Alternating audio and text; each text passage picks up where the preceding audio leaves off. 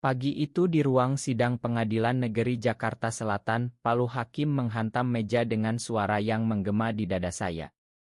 Terdakwa Andi Pratama, Anda dituduh melakukan penipuan dengan sengaja menyembunyikan orientasi seksual Anda selama proses pertunangan dengan Rina, yang menyebabkan kerugian emosional dan kehormatan keluarga, kata hakim dengan suara tegas. Sementara hati saya berdegup kencang karena saya tahu berkas hukum di tangan pengacara saya akan membuktikan bahwa semua tuduhan itu salah besar. Saya duduk di kursi kayu keras itu, keringat dingin mengalir di punggung meski ruangan bekerja keras. Di sebelah saya, Rian duduk diam, tangannya diam-diam menyentuh lengan saya di bawah meja untuk memberi kekuatan. Bagaimana bisa hidup saya yang selama ini saya jaga rapat-rapat jadi terbongkar seperti ini?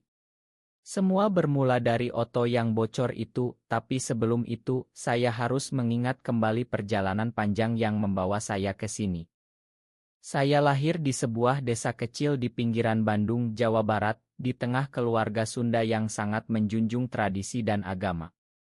Ayah saya seorang guru yang taat, ibu saya ibu rumah tangga yang selalu sibuk mengurus masjid kampung. Sejak kecil, saya sudah merasa berbeda.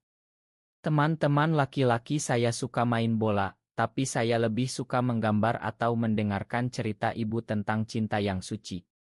Saat ada seorang teman sekelas bernama Budi yang membuat hati saya berdegup aneh setiap kali dia tersenyum.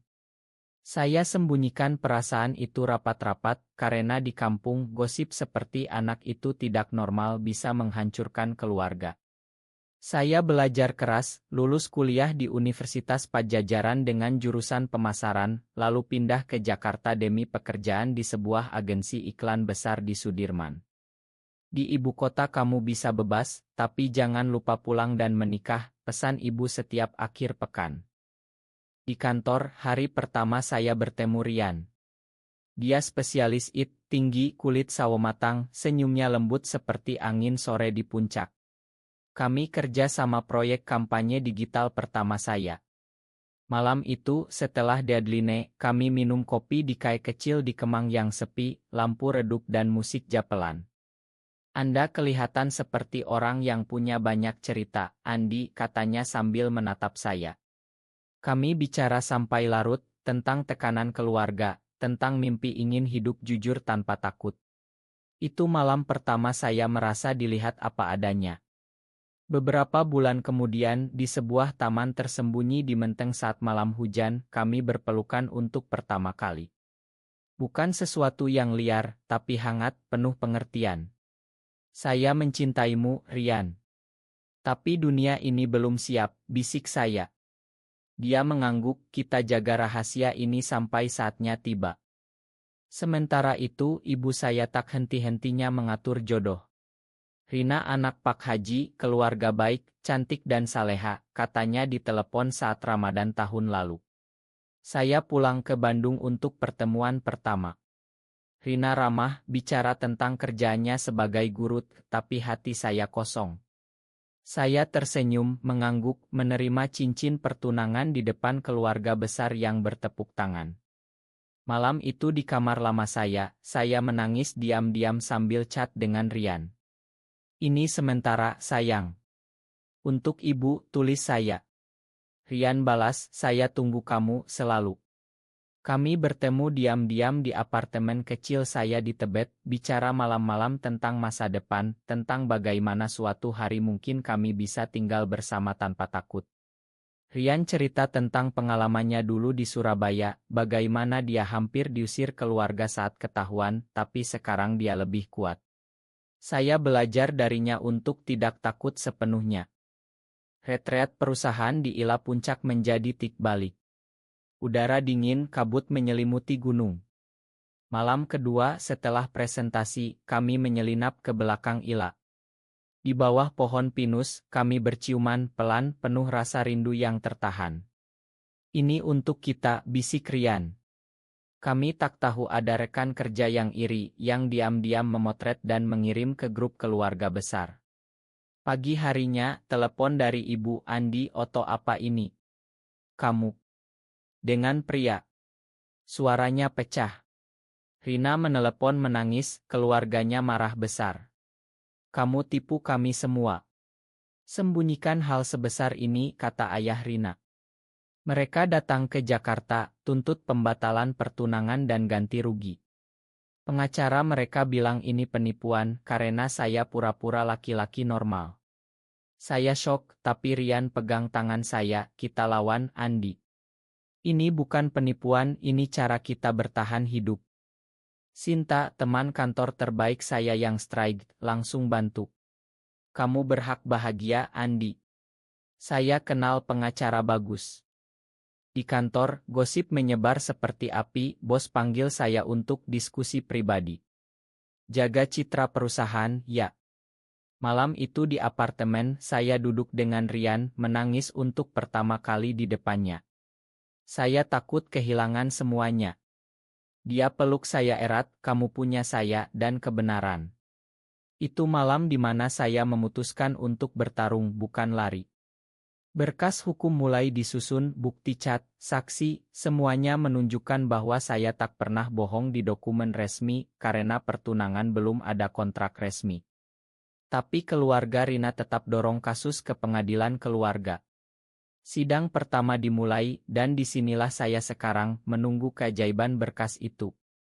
Keluarga saya tiba di Jakarta dengan wajah marah dan kecewa. Ibu menangis di ruang tamu apartemen saya, kenapa kamu lakukan ini pada kami, nak? Kami besarkan kamu dengan baik. Ayah diam saja, tapi matanya penuh kekecewaan yang lebih sakit dari kata-kata. Rina dan keluarganya sudah mengajukan gugatan resmi, tuduhan penipuan karena saya sembunyikan identitas yang mereka anggap sebagai cacat. Saya coba jelaskan, bukan sembunyi untuk jahat, Bu. Saya takut kalian tolak saya. Tapi kata-kata saya tenggelam dalam tangisan. Rian datang malam itu meski risikonya tinggi kalau ketahuan tetangga. Kamu kuat, Andi. Ingat semua yang kita bicarakan. Kami duduk di balkon kecil, lihat lampu Jakarta yang berkelap-kelip, bicara tentang masa kecilnya di Surabaya di mana dia juga sembunyikan diri sampai kuliah. Di Indonesia ini, kita harus pintar bertahan, katanya sambil pegang tangan saya. Di kantor, suasana berubah. Rekan kerja yang dulu ramah sekarang bisik-bisik saat saya lewat. Ada yang bilang kasihan Rina, ditipu gitu. Bos beri peringatan halus, fokus kerja dulu, Andi. Isu pribadi jangan ganggu tim. Saya hampir resign, tapi Rian bilang jangan. Kita butuh bukti kita normal di mata hukum.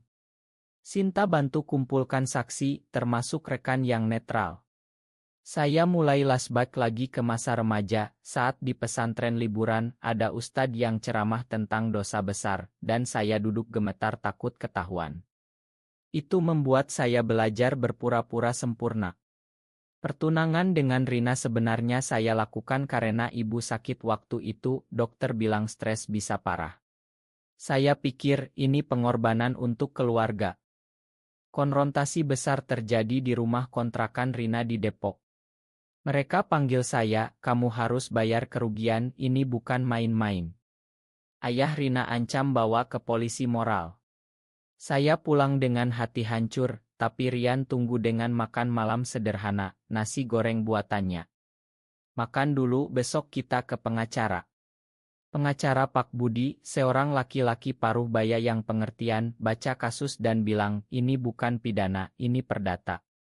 Kita buktikan tak ada kontrak resmi yang dilanggar, dan orientasi bukan alasan penipuan hukum. Dia kumpulkan chat lama saya dengan Rina di mana saya pernah bilang saya punya rahasia, tapi keluarga abaikan. Bukti itu jadi kunci. Malam-malam saya gelisah, mimpi buruk tentang keluarga usir saya dari kampung. Rian selalu ada, cerita tentang komunitas kecil yang dia kenal di Jakarta, teman-teman yang saling dukung tanpa ribut. Kita bukan sendirian meski harus hati-hati. Tekanan sosial di Jakarta beda dengan kampung, di sini lebih bebas tapi tetap ada batas. Saat Lebaran kemarin, saya pulang pura-pura bahagia dengan Rina, padahal hati saya dengan Rian yang sendirian di apartemen. Itu pengorbanan terbesar. Sekarang setelah Otto bocor, semuanya runtuh, tapi justru buka jalan untuk jujur. Sidang kedua mendekat, saya latihan testimoni di depan cermin, saya mencintai Rina sebagai teman, tapi hati saya milik orang lain. Rian peluk saya dari belakang, kamu akan menang untuk kita. Gosip di desa Bandung sampai ke tangga, ibu cerita lewat keluarga malu besar. Tapi ada sepupu yang diam-diam cat, aku dukung kamu, Bang. Itu kecil, tapi beri harapan. Saya mulai tulis jurnal, catat perasaan, bagaimana sembunyikan diri buat lindungi orang tercinta, tapi sekarang waktunya lawan. Rian ambil cuti untuk dampingi sidang, meski bosnya curiga. Ini penting, katanya. Di ruang tunggu pengadilan, saya lihat keluarga Rina tatap saya dingin. Tapi di hati, saya tahu berkas hukum itu akan bicara. Sidang lanjut, pengacara saya mulai presentasi bukti awal dan ketegangan naik. Dan hakim tanya saksi pertama dari pihak penggugat. Ayah Rina naik ke mimbar, suaranya bergetar marah, dia bohongi anak kami, sembunyikan siatnya supaya dapat keluarga baik. Saya duduk tegang, tapi Pak Budi bangkit, yang mulia, tak ada bukti kontrak pernikahan resmi ditandatangani, hanya pertunangan lisan. Bukti cat di layar proyektor tunjukkan Rina pernah tanya ada yang kamu sembunyikan dan saya jawab samar. Itu buat pengadilan ragu. Tapi keluarga saya juga hadir, ibu menangis pelan di belakang. Saya ingin peluk dia, tapi tak bisa. Pulang sidang, saya dan Rian jalan kaki di trotoar Sudirman yang ramai, mobil-mobil klakson, polusi tebal. Hari ini berat, kata saya. Rian jawab, tapi kita maju. Ingat saat pertama kita ketemu, kamu bilang takut selamanya sembunyi. Kami singgah di warung sate dekat kantor, makan sambil bisik rencana. Di kantor besoknya, ada meeting besar, saya presentasi meski hati kacau, dan bos puji, bagus, Andi. Tapi ada rekan yang hindari saya. Sinta ajak makan siang, jangan peduli mereka. Kamu inspirasi buat banyak orang. Malam itu, telepon dari ayah, pulanglah, kita bicara baik-baik. Saya pergi ke Bandung akhir pekan, naik kereta ekonomi yang penuh orang. Di rumah, ayah duduk di teras, kamu anak kami, tapi ini sulit diterima. Ibu masak sayur asem aurit saya, tapi suasana dingin. Saya cerita sedikit tentang Rian, dia baik, ayah. Bukan pilihan, ini siapa saya. Ayah diam lama, kita lihat saja di pengadilan. Itu bukan penolakan total, tapi cukup buat saya berharap. Pulang ke Jakarta, Rian sambut dengan pelukan panjang di stasiun, kamu capek, istirahat. Tekanan kerja naik, ada klien yang dengar gosip dan tunda kontrak.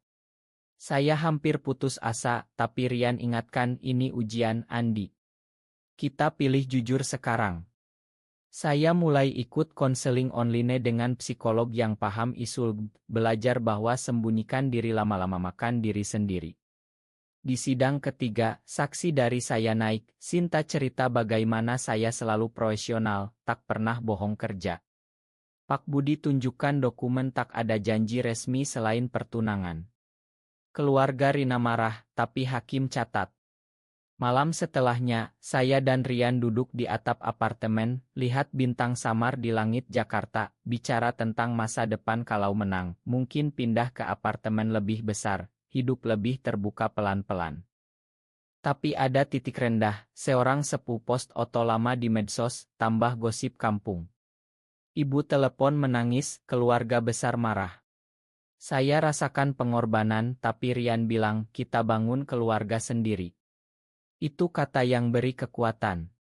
Sidang semakin panas, saksi dari pihak mereka klaim saya pura-pura normal, tapi bukti balik tunjukkan saya tak pernah klaim apa-apa di kertas hukum. Pengacara mereka lemah di situ. Saya mulai percaya berkas itu memang akan bebaskan saya. Saat sidang keempat, giliran saya naik mimbar. Tangan gemetar, tapi saya tarik napas dalam. Yang mulia, saya tak pernah berniat tipu siapapun. Saya sembunyikan karena takut kehilangan keluarga, bukan untuk dapat keuntungan. Cinta saya ke Rian asli dan saya siap tanggung jawab. Ruangan hening, ibu saya menunduk, Rina tatap lantai. Pak Budi tambah, ini bukan kasus penipuan hukum, ini masalah keluarga yang harus diselesaikan dengan hati, bukan pengadilan. Bukti medis dari konselor saya tunjukkan bahwa orientasi bukan pilihan untuk bohong. Setelah sidang, saya dan Rian jalan ke Monas sore hari, duduk di rumput, lihat orang-orang. Hari ini kamu hebat, kata Rian sambil sentuh bahu saya pelan. Kami bicara tentang mimpi, suatu hari buka usaha kecil bersama, mungkin ramah untuk orang seperti kami. Tapi realita di Indonesia, kami harus tetap hati-hati, tak ada parade besar. Itu pengingat keras.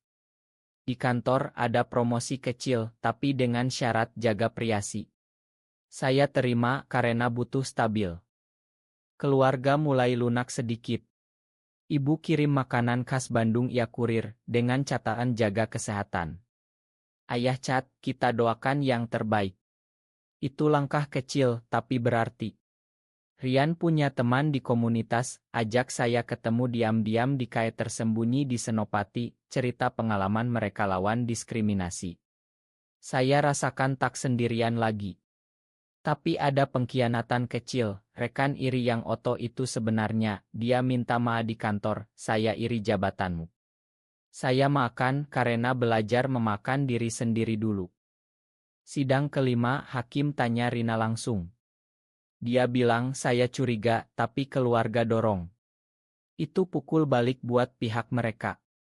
Pak Budi sorot dokumen tak ada kerugian finansial nyata, hanya emosional yang bisa diselesaikan pribadi. Saya pulang dengan harapan besar, Rian masak mie ayam spesial, kami tonton film lama di laptop, tertawa kecil. Kita hampir sampai, kata saya. Malam itu, saya tulis surat untuk ibu belum kirim, cerita semua perasaan sejak kecil. Pertumbuhan saya dari takut jadi berani bicara. Tekanan masyarakat terasa di jalan, ada yang tatap aneh saat kami jalan berdua terlalu dekat. Tapi saya belajar abaikan. Rian ambil risiko, cerita ke bosnya sendiri, dapat dukungan diam-diam, itu beri kami kekuatan untuk sidang terakhir. Di sidang penutup, pengacara mereka masih argumen keras, ini contoh penipuan moral di masyarakat kita. Tapi Pak Budi balas dengan berkas lengkap, tak ada kontrak, bukti komunikasi, testimoni psikolog bahwa sembunyikan bukan kejahatan hukum. Saya berdiri lagi, saya minta maaf atas sakit hati, tapi saya tak bersalah secara hukum. Saya hanya manusia yang mencari cinta sejati. Air mata mengalir, ruangan hening. Hakim istirahat untuk putuskan. Tunggu Onis 2 hari, saya dan Rian ke pantai Ancol akhir pekan, angin laut hembus, kami jalan kaki pegang tangan di tempat sepi. Apapun hasilnya, kita tetap bersama, janji Rian. Saya cerita tentang pertumbuhan, dari sembunyi total jadi siap hadapi dunia. Keluarga kirim pesan dukungan campur, ibu bilang kami masih sayang. Itu obat luka. Onis hari itu, ruangan penuh. Hakim baca, kasus ditolak. Terdakwa tak terbukti melakukan penipuan hukum. Pihak keluarga disarankan selesaikan secara kekeluargaan. Saya menangis bahagia, Rian peluk saya di luar ruangan. Berkas hukum itu, tebal dengan cap bebas, adalah kemenangan kami. Keluarga Rina keluar dengan wajah kecewa, tapi tak ada ancaman lagi. Ibu saya peluk saya pertama kali setelah lama, makan ibu, nak. Setelah Onis, hidup mulai tenang. Saya dan Rian pindah ke apartemen lebih nyaman di Kemang, hidup bersama pelan-pelan, tetap hati-hati tapi jujur di lingkaran kecil. Kantor beri promosi, rekan mulai biasa. Saya pulang ke Bandung lebih sering, ayah mulai bicara normal, ibu masak untuk teman Rian saat kunjungan. Rina sudah mulai on chat baik-baik. Saya mulai bantu teman-teman yang sama, diam-diam beri nasihat. Perjalanan ini ajar saya banyak, pengorbanan untuk keluarga punya batas, keberanian datang dari cinta dan dukungan. Rian dan saya rencana liburan ke Bali nanti, tempat tenang. Saya tumbuh dari pria ketakutan jadi yang bangga diri sendiri, meski di tengah norma yang keras. Jakarta tetap sibuk, tapi hati saya damai. Apakah menyembunyikan orientasi seksual dari keluarga dan pasangan selalu salah, atau kadang menjadi pelindung hati yang rapuh di tengah norma masyarakat Indonesia? Benar atau salah?